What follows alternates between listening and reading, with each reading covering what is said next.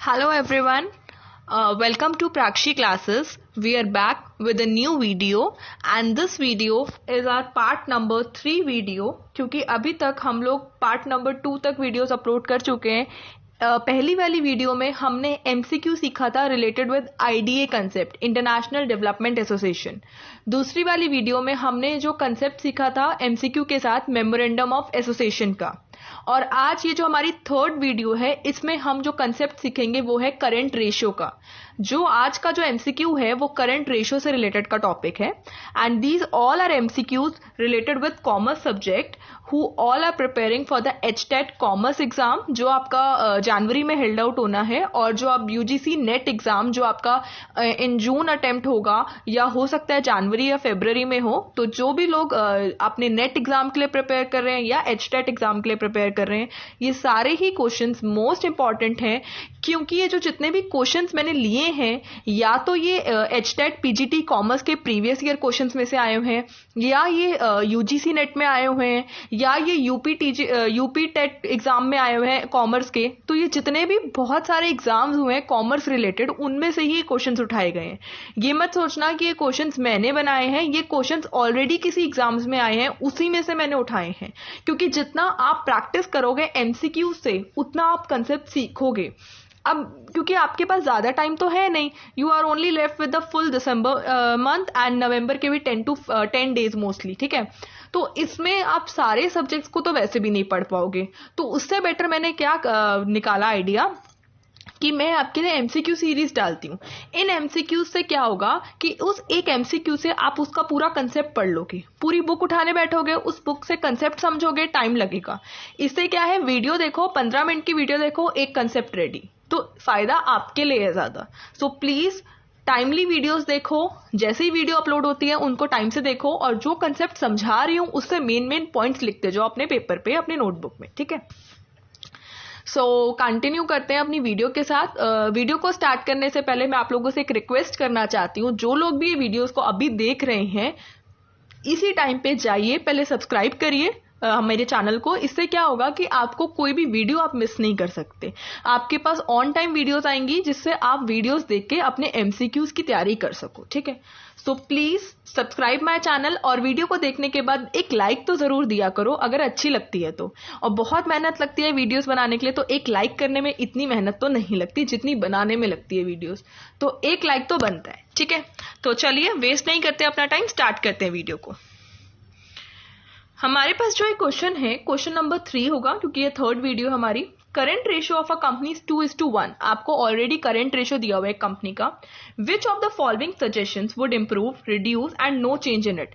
आपके पास कुछ सजेशंस या केसेस दिए हुए हैं, इन केसेस से आपको ये पता करना है कि कौन से केसेस करंट रेशियो को इंप्रूव करेंगे, इंप्रूव का मतलब होता है इंक्रीज करेंगे, कौन से केसेस आपके करंट रेशियो को डिक्रीज करेंगे, और कौन से सिचुएशंस या केसेस आपके करंट रेशियो में कोई चेंज नहीं लाएंगे। इन सिचुएशंस में से आपको सिग्निफाई करके बताना है, क्लैरिफाई करके बताना है कि कौन सा इंप्रूव, कौन सा डिक्रीज और कौन सा नेट नो चेंज, ठीक है। और आपके पास कोड्स दिए हुए हैं। पहला कोड कह रहा है कि पहली सिचुएशन डिक्रीज करेगी करंट रेशियो को, दूसरा सिचुएशन इंक्रीज करेगी, और तीसरा सिचुएशन इंक्रीज करेगी, और चौथा सिचुएशन नो इफेक्ट। तो ये सारे कोड्स हैं आपके, ठीक है, आपको एक एक करके करना है। अब इन क्वेश्चंस में कैसे करना चाहिए, पहले मैं एक तरीका आपको सिखा रही हूं। अगर आपको टाइम बचाना है, टाइम बचाने के लिए हमेशा क्या करा करो, हमेशा एक वो ऑप्शन चूज करा करो जो आपको सबसे बेस्ट लग रहा है। अगर देखो क्वेश्चन आता है और आपको पक्का पता है कि C ऑप्शन है या D ऑप्शन है, तो फटाफट ऑप्शन टिक करा, सॉल्यूशन करने की जरूरत ही नहीं है। पर अगर आपको नहीं आता तो पहले ना आप छाटो, ठीक है, कहते हैं ना क्रीमी लेयर सबसे पहले निकाल लो। इसमें क्या होता है, जो आपको लग रहा है ना ऑप्शन होगा ही नहीं, उसको तो पहले ही हटा दो, मिनिमाइज कर दो ऑप्शंस को। ये 4 ऑप्शंस है ना, इन 4 में से 50-50 कर दो, तो 2 ऑप्शन तो पहले ही हटा दो अपनी सिचुएशन से। 2 ऑप्शन कैसे हटाए जाए, जो वो ऑप्शन हटा दो जो आपको पक्का लगता है ये तो होंगे नहीं। तो जैसे फॉर एग्जांपल ये 4 ऑप्शंस है, इन 4 ऑप्शंस में से मुझे लग रहा है कि जो थर्ड ऑप्शन है इसका कोई इफेक्ट नहीं होना चाहिए, या मुझे सेकंड ऑप्शन का लग रहा है इसका कोई इफेक्ट नहीं होना चाहिए। तो पहले मैं ये देखूंगी कि सेकंड ऑप्शन का नो इफेक्ट इधर आ रहा है और थर्ड ऑप्शन का नो इफेक्ट इधर आ रहा है, तो या तो ये ऑप्शन ठीक है या ये ऑप्शन ठीक है। तो ऑटोमेटिकली 2 ऑप्शन कट गए, 2 ऑप्शन कट गए, तो बाकी के जो 2 बचे उसमें वर्क ऑन करो। ये आपका सबसे बेस्ट तरीका होता है टाइम को बचाने का। पर अभी यहाँ पे हम टाइम नहीं बचा रहे, यहाँ पे मेरा मोटिव है कंसेप्ट समझाना, इसलिए मैं पहले सारे केसेस आपको समझाऊंगी।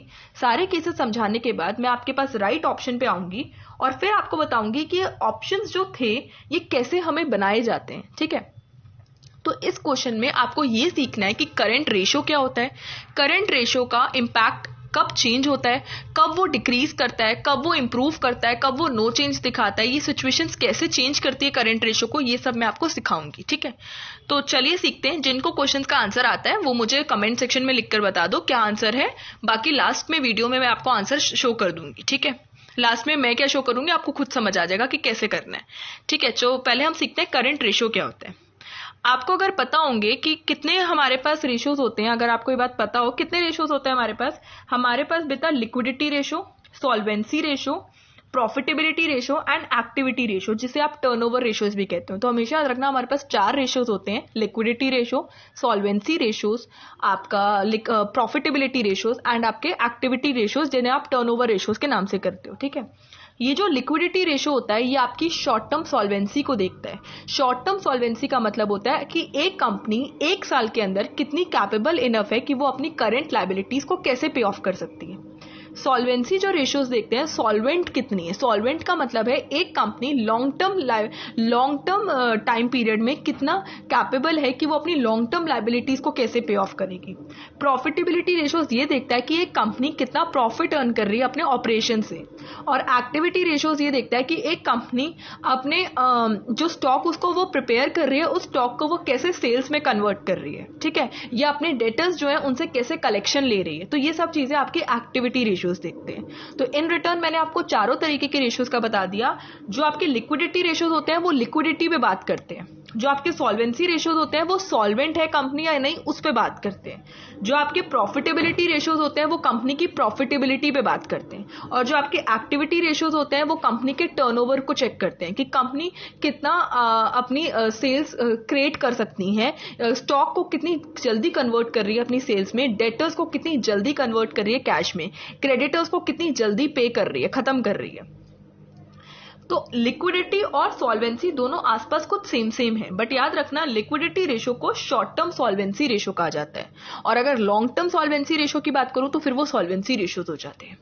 ठीक है, लिक्विडिटी मींस इट्स एबिलिटी और the capacity to meet its short term डेब्ट करंट लायबिलिटी। लिक्विडिटी का क्या मतलब होता है, एक कंपनी की कैपेसिटी पे बात करना है, एक कंपनी की कितनी एबिलिटी है कि वो क्या शॉर्ट टर्म डेब्ट क्या होता है, छोटे टाइम का जो डेब्ट होता है, छोटे टाइम की जो बोरिंग्स होती हैं जिन्हें आप करंट लायबिलिटीज के नाम से जानते हो। तो एक कंपनी कितनी जल्दी अपनी करंट लायबिलिटीज को पे कर सकती है अपने करंट रिसोर्सेज से। कंपनी के पास आज कितना पैसा है, आज कितना स्टॉक है, आज उसके पास कितने करंट एसेट्स हैं, उन करंट एसेट्स को भी यूज करके कैसे 1 साल के अंदर अंदर अपनी करंट लायबिलिटीज को खत्म कर सकती है, पे ऑफ कर सकती है, ये हमें बताता है आपका लिक्विडिटी रेशियोज। ठीक है, लिक्विडिटी का मतलब होता है N ease with which assets are converted into cash without loss. Liquidity means liquid मतलब बहुत सॉफ्ट, कितनी जल्दी हमारा जो एसेट है वो कितनी जल्दी कन्वर्ट हो रहा है किसमें, कैश में। जैसे आपका जो स्टॉक है, स्टॉक मींस जो आपकी क्लोजिंग स्टॉक पड़ी है, ओपनिंग स्टॉक पड़ी है,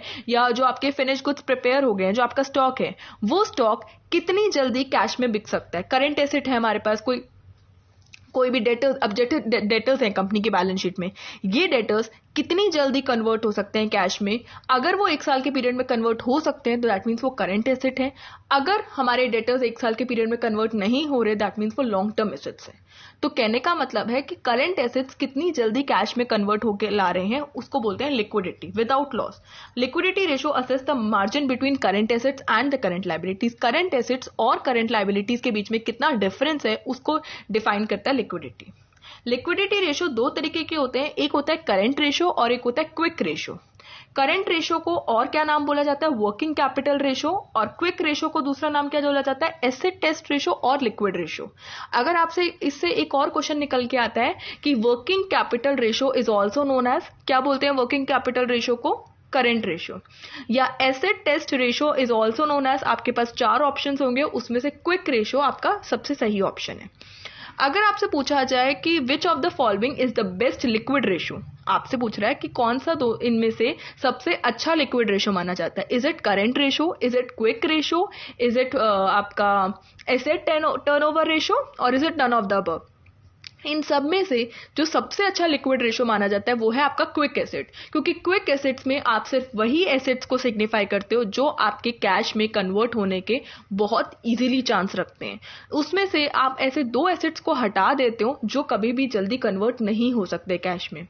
आपका क्वेश्चन ये है मेरे से, आप लोग मुझे कमेंट सेक्शन में जरूर बताएंगे कि क्विक रेशो को निकालते वक्त हम अपने करेंट एसेट्स में से ऐसे दो एसेट्स माइनस कर देते हैं, क्योंकि ये जो दो एसेट्स हैं ये इतनी इजीली कन्वर्ट नहीं हो सकते कैश में। क्विक रेशो ये बताता है कि ऐसे क्विक एसेट्स बताओ, तो कौन से क्विक एसेट्स होते हैं, तो करेंट एसेट्स में से ऐसे दो एसेट्स माइनस हो जाते हैं जो इजीली कन्वर्ट नहीं हो सकते कैश में। तो क्वेश्चन ये है कि वो दो एसेट्स के नाम क्या हैं जो माइनस होते हैं। ये बहुत इंपॉर्टेंट क्वेश्चन है और पेपर में आ सकता है कि which of the following are the assets which are deducted from the current assets to calculate the quick assets. Quick assets को निकालते वक्त करेंट एसेट्स में से ऐसे कौन से एसेट्स माइनस होते हैं, तो ये आपको बताना है। ऐसे दो कौन से एसेट्स हैं वो आप मुझे कमेंट सेक्शन में जरूर बताएंगे। तो I will be waiting for the answer. मैं नेक्स्ट वाली वीडियो में ये इस क्वेश्चन का आंसर जरूर लिख कर दूंगी, ठीक है।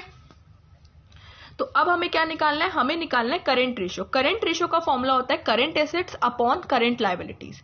वर्किंग कैपिटल क्या होती है बेटा, वर्किंग कैपिटल होती है जो डे टू डे रिक्वायरमेंट्स है कंपनी की। एक कंपनी मैन्युफैक्चरिंग कंपनी है तो रोज के रोज उसको जो चीजें चाहिए है, जैसे उसको सैलरीज देनी है अपने उसको सैलरीज देनी है अपने किसको, लेबर को, ये सारी चीजें उसको पैसा चाहिए। अब जो भी पैसा उसको चाहिए वर्किंग कैपिटल होती है जो उसे डे टू डे रिक्वायरमेंट्स चाहिए, ठीक है। स्टॉक चाहिए, रॉ मटेरियल चाहिए, तभी तो गुड फिनिश गुड्स बनेंगे। तो डे टू डे रिक्वायरमेंट्स या ऑपरेशंस करने के लिए बिजनेस को जो भी अमाउंट चाहिए वो उसकी वर्किंग कैपिटल होती है। अगर मैं करंट एसेट्स में से करंट लायबिलिटी को माइनस करूं तो हम उसको बोलते हैं नेट वर्किंग कैपिटल, और अगर मैं ग्रॉस वर्किंग कैपिटल की बात करूं तो वो सिर्फ करंट एसेट्स होते हैं। तो इससे आपने दो चीजें और सीखी। करंट एसेट्स किसके इक्वल होते हैं, ग्रॉस वर्किंग कैपिटल से, क्योंकि करंट एसेट्स क्या है, आपकी स्टॉक है, आपके डेटर्स हैं, आपका कैश बैलेंस है, आप और भी बहुत सारे करंट एसेट्स होते हैं। तो ये सारी चीजें बहुत इजीली कन्वर्ट हो सकती है कैश में, इसलिए इन्हें करंट एसेट्स का नाम दिया और इसलिए इन्हें वर्किंग कैपिटल का नाम दिया, क्योंकि वो कैपिटल जो आपको डेली रिक्वायरमेंट है। और अगर मैं नेट वर्किंग कैपिटल की बात करूं, नेट का मतलब होता है difference. Difference means current assets में से अगर मैं करंट लायबिलिटीज को हटा दूं, क्योंकि करंट एसेट्स जो होते हैं वो किस लिए यूज किए जाते हैं, करंट लायबिलिटीज को पे करने के लिए। तो करंट एसेट्स में से अगर मैंने कुछ करंट एसेट्स करंट लायबिलिटीज को पे करने के लिए लगा दिए तो करंट लायबिलिटीज खत्म हो गई, जो बाकी बचा वो मेरी कंपनी में कैपिटल लग जाएगी, तो इसलिए बोलते हैं उसे नेट वर्किंग कैपिटल। तो नेट वर्किंग कैपिटल क्या होती है, current assets minus current liabilities, और ग्रॉस वर्किंग कैपिटल क्या होती है, सिर्फ करंट एसेट्स। क्लियर हुआ पॉइंट? ओके, आगे बढ़ते हैं। वर्किंग कैपिटल अगर लिखा है तो इसका मतलब आप पढ़ेंगे उसे नेट वर्किंग कैपिटल। अगर ग्रॉस वर्किंग कैपिटल है तो वो करंट एसेट्स है, अगर खाली वर्किंग कैपिटल लिखा है तो वो नेट वर्किंग कैपिटल है, that means current assets minus current liabilities. अब करंट एसेट्स में क्या क्या आता है, cash, bank, debtors, bills receivable, short term advances, जो आपने लोगों को पैसा दिया हुआ है, अब अगर आपको जरूरत है तो आप उनसे वापस ले लेंगे, तो short term advances easily convert हो गया कैश में।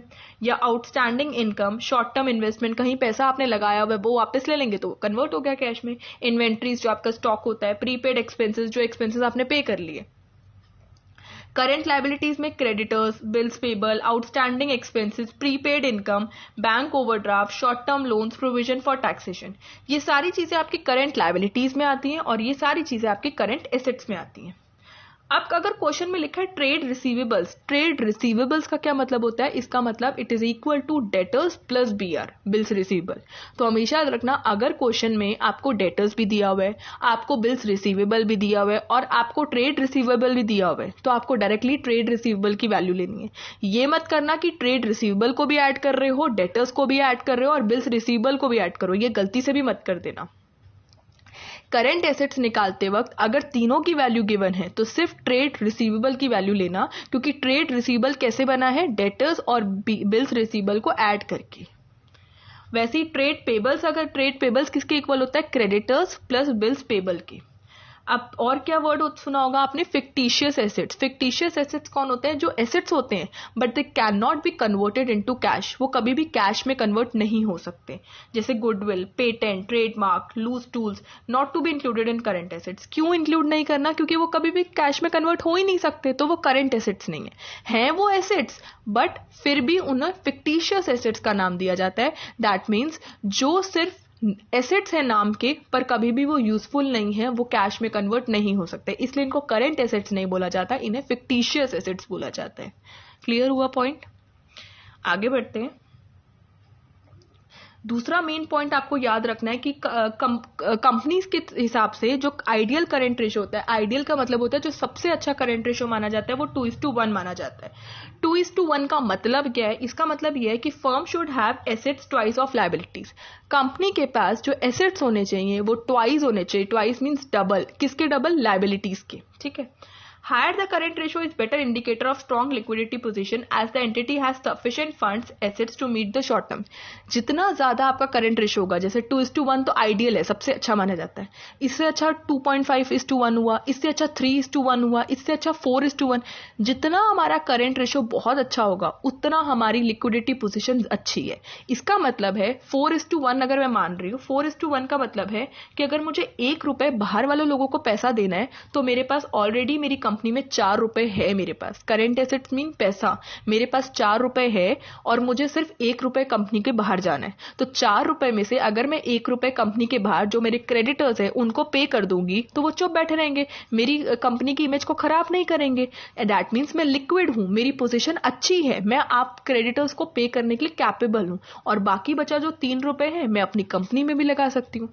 अगर मान लो मेरा है 0.5:1 ये रेशो है, लोअर अगर मेरा करंट रेशो है, इसका मतलब 1 रुपए मैंने क्रेडिटर से बाहर से पैसा ले रखा है, ठीक है, और मेरी कंपनी में सिर्फ है 50 पैसे देने को। उनको क्रेडिटर्स आके मेरे पास खड़े हो गए कि मैं हमारा पैसा लाओ भाई। अब हम देंगे क्या? 50 पैसे अगर उनको दे दूंगी तो अपनी कंपनी में क्या लगाऊंगी? डे टू डे ऑपरेशंस कैसे करूंगी? प्रोडक्शन रुक जाएगी, लेबर को पैसे कहां से लगा दूंगी? दैट मीन्स वहां पे मेरी कंपनी की पोजीशन डाउन हो जाएगी, स्टेटस डाउन हो जाएगा, कंपनी में ऑपरेशंस कम हो जाएंगे। दैट मीन्स कंपनी की लिक्विडिटी पोजीशन अच्छी नहीं है और लोग पैसा देंगे ही नहीं कभी आपको। तो अपनी लिक्विडिटी पोजीशन को मेंटेन करके रखना होता है। इसलिए कहा जाता है कि जितनी लायबिलिटीज है आपकी कंपनी में उससे डबल पैसा होना चाहिए आपके पास, एसेट्स आपके ट्वाइस होने चाहिए लायबिलिटीज से। तो जितना करंट रेशियो ज्यादा होगा उतनी आपकी स्ट्रॉन्गर लिक्विडिटी पोजीशन होगी, जिससे ये दिखाएगा कि कंपनी के पास एसेट्स हैं कि वो अपनी short term obligations, short term liabilities को पे कर सके। अगर करंट रेशियो ज्यादा है, it represent unnecessary blockage of funds which can be used for further productive. ये भी मत करना कि ज्यादा से ज्यादा पैसा करंट एसेट्स में लगा दिया, कि मान लो 6:1 है, 1 रुपए की करंट लायबिलिटीज ले रखी है आपने मार्केट से और 6 रुपए का पैसा आपने कंपनी में रखा हुआ है कि जब 1 रुपए की लायबिलिटीज क्रेडिटर लेने आएगा तो हम उसमें से 6 रुपए में से दे देंगे। अरे भाई, ये 6 रुपए में से तो आप 3 रुपए भी तो रख सकते थे हमारे पास। 3 रुपए रखो अपनी कंपनी में, 1 रुपए जब क्रेडिटर लेने आएगा उसको दे देना, बाकी का पैसा अपनी कंपनी में लगाओ, जो बाकी बचा 3 रुपए है वो कहीं पे फर्दर इन्वेस्ट करो। तो ये भी मत करना कि बहुत ज्यादा करंट रेशियो रख रहे हो, जिससे ये दिखाएगा कि अननेसेसरी ब्लॉकेज ऑफ फंड्स, आपने फंड्स को पकड़ के रखा हुआ है, बस कंपनी में रख रखा है फालतू का, जबकि वो फंड्स कहीं और यूज हो सकते थे, कहीं और पैसा लग सकता था और रिटर्न्स आ सकते थे। तो अननेसेसरी ब्लॉकेज ऑफ फंड्स भी नहीं रखनी। और अगर करंट रेशो 2:1 से बहुत कम है, इसका मतलब शॉर्टेज है फंड्स की। शॉर्टेज ऑफ फंड्स का मतलब है आपके पास पैसा ही नहीं है अपने लायबिलिटी को पे ऑफ करने के लिए, अपने क्रेडिटर्स को पे ऑफ करने के लिए। तो इस पेज से आपने ये सीखा कि करंट रेशो क्या होना चाहिए आइडियल। अगर आइडियल करंट रेशो से बहुत ज्यादा करंट रेशो है तो वो अननेसेसरी ब्लॉकेज ऑफ फंड्स है, वो भी फायदेमंद नहीं है। और अगर आइडियल करंट रेशो से कम करंट रेशो है तो इसका मतलब आपकी पोजीशन कम है, आपकी शॉर्टेज ऑफ फंड्स है, वो भी सही नहीं है कंपनी के स्टेटस के लिए। तो करंट रेशो क्या होता है? करंट रेशो में current assets upon current liabilities formula होता है। करंट एसेट्स में क्या क्या लेते हैं, करंट लायबिलिटीज में क्या क्या लेते हैं, आइडियल करंट रेशो क्या है, ये सब आपने मेरे साथ सीखा। ठीक है, अब हमारे पास आते हैं केसेस। अब एक एक करके केसेस समझाती हूँ। ठीक है, पहला केस क्या है? Payment to trade creditors. Trade creditors मतलब आपने जो आपका आउटसाइडर्स हैं क्रेडिटर्स, उनको पेमेंट करनी है। ठीक है, बेटा देखो हमारा आइडियल हमें क्वेश्चन में क्या दिया हुआ है, अगर आप क्वेश्चन वापस जाएं तो क्वेश्चन में आपके पास ऑलरेडी गिवन है कि करंट रेशो कितना है हमारे पास कंपनी का 2:1 है। तो ये करंट रेशो आप मान के चलेंगे और ये सिचुएशन है आपके पास, ठीक है। तो हमारे पास कंपनी का करंट रेशो कितना है बेटा 2:1, ठीक है। तो मैंने लिख दिया 2:1। करंट रेशो को कैसे लिखते हैं, current assets upon current liabilities is equal to 2/1। इस 2 का रेशो का मतलब होता है अपॉन में, ठीक है। मैंने 2/1 को पढ़ा 2 लाख डिवाइडेड बाय 1 लाख। 2 लाख को अगर 1 लाख से डिवाइड करोगे तो 2/1 ही आएगा, ठीक है। मैंने अमाउंट में ले लिया, ये रेशो में गिवन था, मैंने इसको अमाउंट में ले लिया। आप इसको कुछ भी ले सकते हैं, आप इसको 1 लाख अपॉन 50,000 ले सकते हैं तो भी 2/1 आएगा। आप इसको 4 लाख अपॉन 2 लाख ले सकते हैं तो भी 2/1 आएगा। कुछ भी ले सकते हो, मैंने 2 लाख अपॉन 1 लाख लिया, ठीक है। अब मुझे एक बात बताओ, ये एक पर्सन है, ये कंपनी है और ये उसका क्रेडिटर है, ठीक है। ये क्रेडिटर है और ये आपकी कंपनी है बेटा, ठीक है, ठीक है। कंपनी वाले ने इससे पैसे लिया हुआ था, इसने इसको 50,000 रुपए का लोन दे रखा था, ठीक है। कंपनी वाले ने इस क्रेडिटर से पैसा ले रखा था। तो क्रेडिटर कौन होते हैं, जिससे आपने बोरिंग्स ले रखी हुई थी, आपको उन्हें पे बैक करना होता है। तो when we pay to creditors, creditors will be reduced. अब हम इसको 50,000 रुपए वापस दे रहे हैं बेटा। अभी मेरी बैलेंस शीट में क्रेडिटर्स दिखा रहे हैं 50,000 रुपए के, क्योंकि मैंने इस बंदे से 50,000 रुपए ले रखा है। तो मेरी बैलेंस शीट में क्रेडिटर्स है 50,000 रुपए पे। अब मैं इस क्रेडिटर को पे कर रही हूँ पूरे 50,000 रुपए। तो क्या मेरी बैलेंस शीट में अब 50,000 रुपए दिखाई दिए जाएंगे क्रेडिटर्स के? नहीं, क्योंकि मैंने तो इसे पे कर दिया, तो ये हट गया। जब पिक्चर में ही नहीं रहा तो बैलेंस शीट में भी नहीं आएगा। तो बेटा आपने अपने क्रेडिटर्स को पेमेंट कर दी, तो क्रेडिटर्स क्या हो जाएंगे, रिड्यूस हो जाएंगे। जब आपने पेमेंट कर दी तो खत्म हो गया ना, अब ये पिक्चर से चला गया, तो क्रेडिटर खत्म हो जाएंगे। और जब मैं क्रेडिटर को पेमेंट कर रही हूँ तो बेटा कैश दे रही हूँ, तो कैश पेमेंट दे रही हूँ, तो कैश पेमेंट भी will be also be reduced. इसका मतलब है you are giving cash to reduce the creditors. अब आपके पास क्रेडिटर्स मान लो 50,000 रुपए पे हैं, 50,000 रुपए के क्रेडिटर्स थे ना, आपने क्रेडिटर को 50,000 रुपए दिए तो क्रेडिटर खत्म हो गया पिक्चर से, और आपने उस क्रेडिटर को 50,000 रुपए दिए तो इसका मतलब कैश भी 50,000 रुपए से कम हो गया, ठीक है। तो अब एक बात बताओ, ये 2 लाख रुपए थे पहले करंट एसेट्स और 1 लाख रुपए करंट लाइबिलिटीज थी। आपने 50,000 रुपए कैश दिया क्रेडिटर को, तो कैश कम हुआ 50,000 रुपए, तो करंट एसेट्स में से कैश माइनस हो गया। आपने करंट लाइबिलिटीज में आपके क्रेडिटर्स थे 50,000 रुपए के, उनको आपने भगा दिया पेमेंट करके, तो 50,000 रुपए यहां से कम हो गए। तो 2 लाख में से 50 गया तो 1.5 लाख, और 1 लाख में से 50 गया तो 50,000। अब इस 50,000 को 1,50,000 से काटो तो आता है 3:1। पहले 2:1 था, अब 3:1 हो गया। इसका मतलब क्या हो गया, हमारा करंट रेशो बढ़ गया है। तो पेमेंट जब हम करते हैं क्रेडिटर्स को तो उससे हमारा करंट रेशो में क्या चेंज आता है, वो बढ़ जाता है। क्लियर हुआ पॉइंट? कहीं पे भी डाउट हो तो मुझे कमेंट सेक्शन में जरूर बताना। Case number 2। केस नंबर 2 में आपने मशीनरी बेची है। मशीनरी क्या होती है बेटा, फिक्स्ड एसेट होती है, ये कभी भी करंट एसेट नहीं होती। मशीनरी फिक्स्ड एसेट है, आपने मशीनरी को बेचा तो कैश के लिए बेचा, कैश के लिए मतलब कैश मिला आपको। Current assets upon current liabilities कितना है 2/1, वो तो करंट रेशो आपको गिवन ही है, ठीक है। तो 2/1 lakh. When you sell machine, that means fixed asset is reduced. आपने आपकी कंपनी में 6 मशीन थी, ठीक है। 6 मशीन में से आपने एक मशीन बेच दी, तो बेटा अब 5 मशीन हो गई, तो कितने फिक्स्ड एसेट्स हुए, अब आपके पास 5 फिक्स्ड एसेट्स है। फिक्स्ड एसेट्स कौन से होते हैं, जो एसेट्स आपके पास लॉन्गर ड्यूरेशन तक रहते हैं। मशीनरी 1 साल तक नहीं रहती, मशीनरी 10 साल तक की उसकी लाइफ होती है, इसलिए मशीनरी एक फिक्स्ड एसेट है। तो यहाँ पे आपका फिक्स्ड एसेट रिड्यूस्ड हुआ है, और उस मशीन को बेचने में आपको कैश मिला, तो कैश बैलेंस बढ़ गया होगा, और कैश किस में आता है, करंट एसेट्स में आता है। और कोई भी करंट लायबिलिटीज में चेंज नहीं आया। करंट लायबिलिटीज में तो क्रेडिटर्स होते हैं ना, उसमें तो कोई चेंज ही नहीं आया। हमने तो मशीन बेची, मशीन कम हो गई, फिक्स एसेट्स कम हो गए, और बेची तो पैसा आया, पैसा मतलब करंट एसेट्स बढ़ गए, तो करंट लायबिलिटीज का तो कोई कहानी नहीं हुई। करंट एसेट में चेंज आया क्योंकि कैश बढ़ा, ना कि चेंज फिक्स्ड एसेट में। फिक्स्ड एसेट कम हुए उससे कोई फर्क नहीं पड़ा करंट एसेट्स पे, क्योंकि करंट एसेट्स पे फर्क पड़ता है जब कैश में चेंज होता है। यहाँ पे फिक्स्ड एसेट में चेंज हुआ है, फिक्स्ड एसेट्स अलग माने जाते हैं और करंट एसेट्स अलग होते हैं। मान लो मशीनरी जो है वो 50,000 रुपए की बिकी, आप कोई भी अमाउंट ले सकते हैं, ठीक है। तो करंट रेशो क्या था, 2 लाख अपॉन 1 लाख। बेटा आपने 50,000 रुपए की मशीन बेची तो 50,000 रुपए आपकी पॉकेट में आया ना, कैश बढ़ा, कैश मतलब करंट एसेट्स, तो करंट एसेट्स में आपने 50,000 रुपए एक्स्ट्रा लिख दिए। तो 2 lakh plus 550,000 is equal to 2,50,000। 1,00,000 रुपए 1,00,000 ही रहा क्योंकि करंट लाइबिलिटीज में चेंज नहीं आया। अब इसको डिवाइड करो, 3 जीरो से 3 जीरो कट गया, 1 जीरो से 1 जीरो कट गया, 25 को 10 से डिवाइड किया, इट इज 2.5, तो 2.5 इज टू 1। पहले बेटा क्या था 2/1, अब क्या है 2.5/1, तो इसका मतलब ये क्या हो गया, हमारा करंट रेशो बढ़ गया। पहले वाले केस में भी करंट रेशो बढ़ गया था और दूसरे वाले केस में भी करंट रेशो बढ़ गया। पॉइंट क्लियर हुआ? ओके, आगे बढ़ते हैं। केस नंबर 3, केस नंबर 3 में आपने गुड्स खरीदे हैं, गुड्स मीन्स रॉ मटेरियल, ठीक है। रॉ मटेरियल आपने खरीदा किसके लिए, कैश के लिए। कैश मतलब फॉर कैश मतलब का मतलब होता है गुड्स खरीदा और कैश दिया, ठीक है। Current assets upon current liabilities कितना है इस केस में भी 2/1, क्योंकि ये तो ऑलरेडी हमें पहले से पता है। 2 लाख अपॉन 1 लाख। बेटा आपने गुड्स खरीदा तो स्टॉक बड़ी होगी, stock means raw material, inventories, ठीक है।